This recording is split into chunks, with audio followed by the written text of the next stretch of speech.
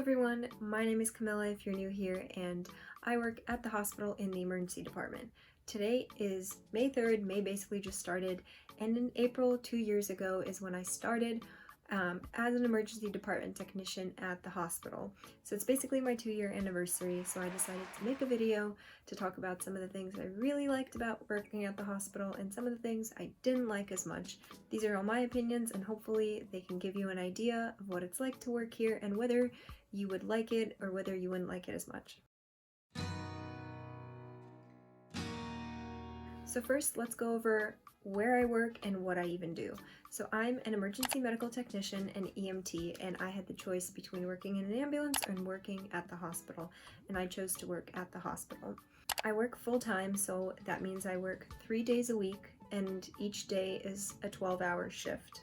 My main responsibilities as an emergency department technician, and this varies by hospital, but in my hospital what I do is I put in IV lines to draw blood work or for nurses to give medications. I do EKGs to look at the person's heart. I take my patients to different scans like x-rays and CTs. I do a lot of other patient care. I also assist in critical situations with CPRs, with traumas, with strokes, and all these other kinds of emergencies. So those are my main responsibilities as an emergency department technician at my hospital. So in these 2 years, let's go over some of the things I experienced that I didn't like as much. So these are the cons. First thing is I work at a very busy downtown hospital, so we see a lot of patients. So the volume of the patients that we see varies by the day of the week, but it can get very busy to where we do not have enough beds and we have a waiting room that's building and there are a lot of people, and you find yourself running around nonstop without taking a break, without even being able to sit down because there are just so many patients that you have to take care of. The other thing that comes with that is they try to balance our schedule in terms of staff, but some days it just doesn't work out and we end up being understaffed. And because we're understaffed and sometimes we have our big volume of patients, we are running around and trying to get to everybody, and we just do not have enough staff to address everything, so it slows down the time. The wait times become longer, it takes longer for us to take care of people, so staffing can sometimes be an issue as well. Another thing that I've run into, and this is a much smaller thing, and definitely happens in every hospital, is broken equipment. This is another thing that is really frustrating and delays patient care, delays the overall time of the person, walking in, being treated, and then leaving, and then how long people have to wait in the waiting room. It can get frustrating, but it is a pretty common thing, so it's just something that you have to go with the flow with. And on a similar note, sometimes we experience low supplies. Sometimes we don't have these supplies in the ED, so we have to wait until they get brought up to us. Sometimes even Central Supply doesn't have it and they have to order it and we have to wait on that order. So we do have to get adaptive a lot of the times and figure out how to work around a missing piece of equipment, and sometimes it's just a certain colored gown. But like I said, similar to broken supplies, this can be kind of frustrating as well, and also delays overall patient care. Looking at the volume of patients that we have and the understaffing that we sometimes have and combining the two, sometimes we experience patient abuse.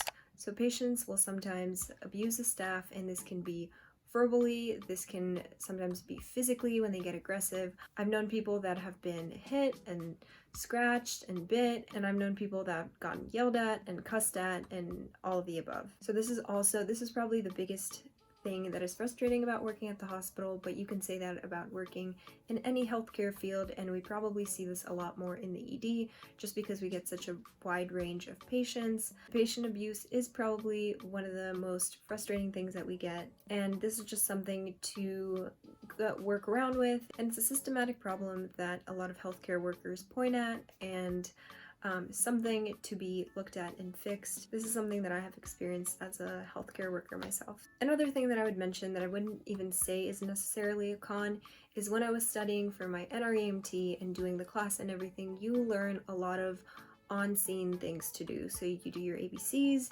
you do your C-spines, your backboarding, a lot of skills that are very specific to what you would do with a patient that you'd find on scene.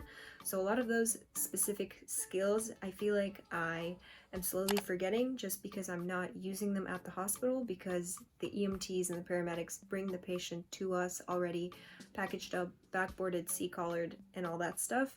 and then we just continue with our procedures. So this is not really a big thing because this can easily be refreshed, but this is something to keep in mind. And if you want to volunteer, like I have some friends volunteering on an ambulance at the same time as well, then you get both sides, the hospital and the ambulance, and you get to keep all those skills and knowledge fresh in your head. Those were honestly all the cons that I could come up with. If I come up with anything else, I will put it in the box below, but I don't think there were that many cons in the 2 years that I've worked there, and there are definitely a lot more pros for me, so let's move on to the pros. The first thing that you're going to learn when you work at the hospital is how to work on a team. You have so many people around you, also depending on a hospital, but I work at a teaching hospital, so there are techs, there are nurses, there are residents, there are doctors, there are med students, there are scribes, there are students that are learning to be EMTs and they shadow us, so there are so many people, and all of you guys are responsible. Your main goal is to help the patient, and you really learn how to work with people, how to work around people. You really get to know your team really, really well, and I got to know the people in my department really well. And I would say the second thing that is really great about this is that you become really good friends with the people that you work with, because they're basically your team. You're with them 12 hours a day, 3 times a week, and you get to know them really well, and they basically become your family. Like, I could easily say that the people at the hospital are like my second family, and that the department is my second home. So that's definitely a really big pro, is just how close-knit the department can be. And I really speak for my department. I don't know if every emergency department is like this, but I was really lucky to land in a department that's as friendly and inviting as mine was. And because I got to know some people so well, I got to know some of the attendings really well. And because it's a teaching hospital as well, they're very happy to help you learn and grow and move forward in your career. So one of the things I did was I got to shadow because of that, and I got to shadow an emergency department physician. Since I already worked there, it was very easy to set up because I'm there pretty much every day anyway, and I have access to everything, and I also know the person. The other thing that I got to do is I got to publish a study with another physician that works there, and I got to know him, he got to know me, he got to know my work ethic, and he asked me if I wanted to join his team, and I gladly did, and we did our research together, and we published our study, and that was really great. So all these things are helping me grow, they're helping me towards med school, and all these things I wouldn't have gotten if I didn't start working at the department and if I didn't connect with these physicians. Another thing that's really good that you might not even notice, but it's going to be how to talk to patients, how to approach patient care, how to act, what to say. All these things are what you call soft skills, and you might not even notice yourself improving with it daily the more you interact with patients. And you're going to see so many patients at the department in the hospital that you're going to be improving with every single patient interaction. Not to say anything mean, but I've definitely noticed some medical school students that will come into the room while I'm there, and they don't really know how to talk to a patient, they don't really even know how to talk to me, and it's just kind of awkward and unnatural, and it feels like they're just following a textbook and not really talking to the patient as though they're just a regular person. So working as a tech, I feel like I've definitely improved on how I talk to patients and what I say, and in general, I just feel very comfortable walking into a room, starting conversation, and doing all the things I have to do. Moving on from there, another great thing you're going to get good at is obviously the procedures.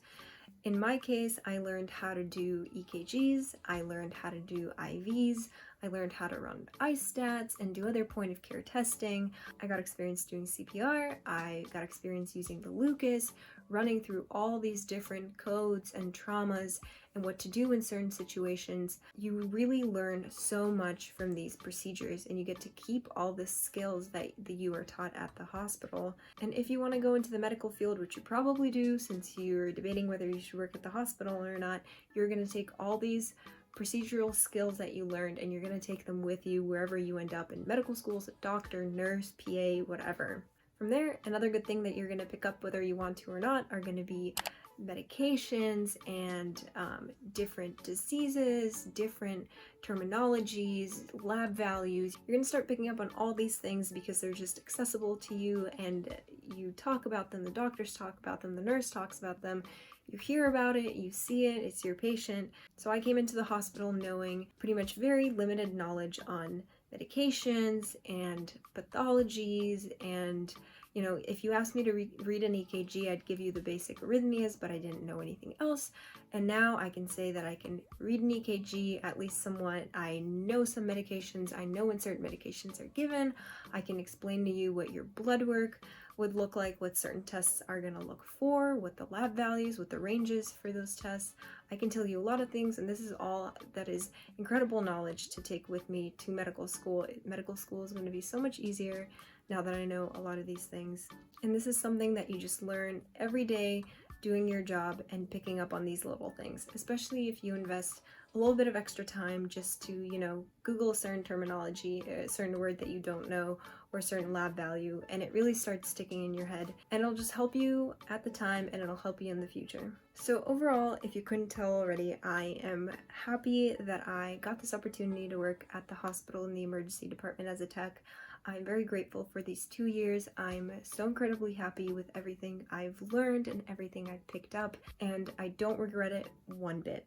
Like I mentioned before, I did have the option to work at an ambulance. I got offered a position and it was between the ambulance and the hospital, and I just really liked what I was going to get at the hospital. Just being able to see a patient and kind of follow through with them through their visit, and not just picking up a patient at the scene, bringing them to the hospital, and not really knowing what happened to them from there, and the pros and cons that I listed before. So to me, it was an obvious decision to go with the hospital, and I love it. And I would recommend it to anyone. And I always tell the students that are going for their EMT license that working at the hospital is incredible, and if they get a chance to do it, they should, and that they should apply for a hospital position. And yeah, so I'm definitely recommending it to you guys. If you questioned between going to the ambulance and at the hospital, I'm also biased because I've never worked on an ambulance, I've only shadowed. So I'm sure that's also a great experience on its own, and honestly sometimes I wish I did get a chance to experience doing that a little bit more, but I am certain that the hospital is a great experience and that you guys are gonna love it. So if you are in any type of medical field, pre-nursing, pre-med, pre-PA, it's a great experience and you should definitely do it. That's all I have for this video. I think it came out pretty short, I can't really tell, but I thought this was a great opportunity to just talk about some of the things I liked and I didn't like about working at the hospital, since I just hit my 2 years, which is a pretty decent amount of time and experience. I hope you guys enjoyed the video, and I'll see you guys in my next one. Now I gotta go to bed because it's getting late and I have my 7 a.m. shift tomorrow. So I'll see you in the next video. Bye!